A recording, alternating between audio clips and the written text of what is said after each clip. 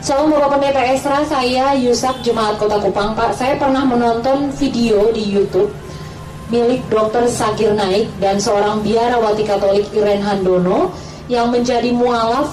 Mereka berkata bahwa Tuhan Yesus Kristus diangkat menjadi Tuhan pada tahun 325. Apakah itu betul, Bapak? Mohon petunjuk ayat Alkitabnya kalau ada. Yesus diangkat jadi Tuhan tahun 325. Mengapa disebut 325? Karena tahun 325 itu ada Konsili Nisea.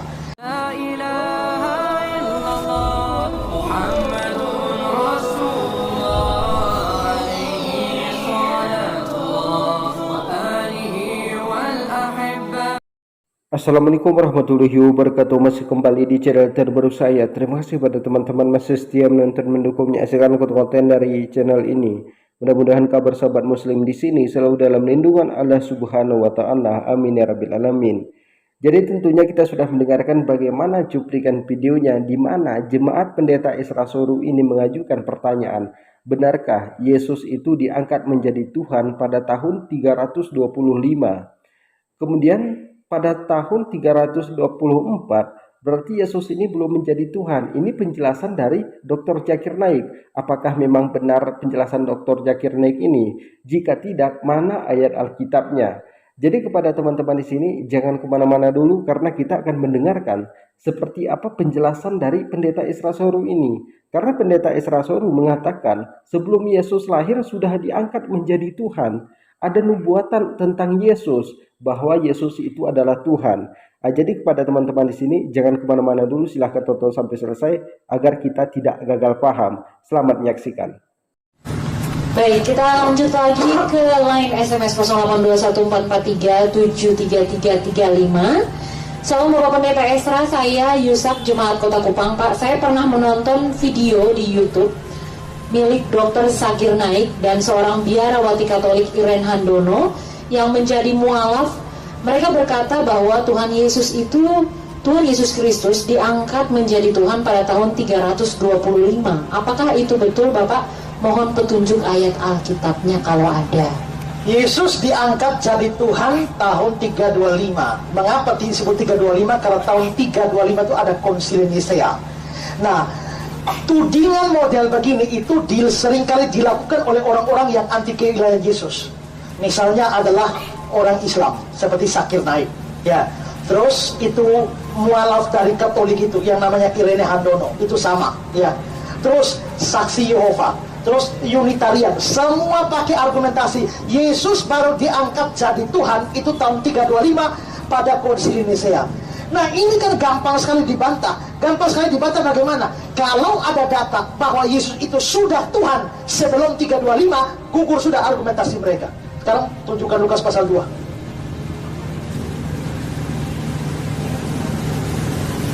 Lukas 2 ayat 11. Hari ini telah lahir bagimu juru selamat, yaitu Kristus Tuhan di kota Daud. Kapan ini Injil Lukas ditulis? Yesus waktu lahir abad pertama saja sudah disebut Kristus Tuhan di kota Daud. Bagaimana baru tahun 325? Jadi pendeta Esra Soru ini mengatakan telah lahir kepadamu sang juru selamat Kristus Tuhan di Lukas 2 ayat 11. Kita juga di sini buka Lukas 2 ayat 11 terbitan tahun 1668. Jadi aslinya itu Catakwi hari ini menjadi beranak pada Jijo orang Ja Salauni itu yang ada Krito Tuhan itu. Di sini dikatakan Tuhan. Tidak ada di sini dikatakan Tuhan, tapi Tuhan. Kenapa dari Tuhan ini berubah menjadi Tuhan? Ada juga di dalam Alkitab. Kamu itu adalah guru dan Tuhan. Kemudian jawaban Yesus, katamu itu tepat sekali. Akulah guru dan Tuhanmu. Tapi mereka ubah. Akulah guru dan Tuhanmu. Dari Tuhan berubah menjadi Tuhan. Dan ini ayat ini pernah diprotes besar-besaran di Amerika pada tahun 1969. Kenapa dari Tuhan berubah menjadi Tuhan? Jadi yang dijelaskan oleh pendeta Esra Soru itu sama sekali itu hanya menyebarkan hoax. Dari Tuhan berubah menjadi Tuhan. Kita lanjutkan. Mau lebih tua dari ini?